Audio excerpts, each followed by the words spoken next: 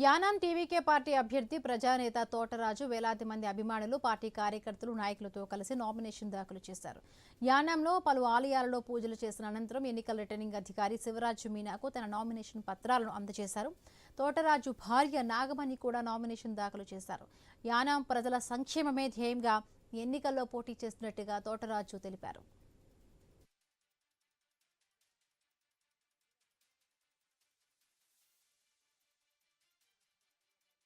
నాకు చాలా సంతోషంగా ఉంది, ఆనందంగా ఉంది. అలాగే నాకు బీ పంపించినప్పుడు కూడా చెప్పలేనంతటువంటి ఆనందం. విజయ దళపతి గారు బలపరిచినటువంటి తోటరాజు గారిని మీరందరూ కూడా మీ అందరూ దీవిస్తారని, దీవించి అఖండ మెజార్టీతో నగ్గించాలని మనస్ఫూర్తిగా కోరుకుంటూ, మరి అలాగే నా గుర్తు విజయ్ గుర్తండి, విజయ్ గారి గుర్తు విజయ్ గుర్తు. తమిళనాడులో కూడా పోటీ చేస్తున్నారు, పాండిచేరిలో కూడా పోటీ చేస్తున్నారు. తమిళనాడులో ఉన్నటువంటి 238 స్థానాలకు కూడా పోటీ చేస్తున్నారు.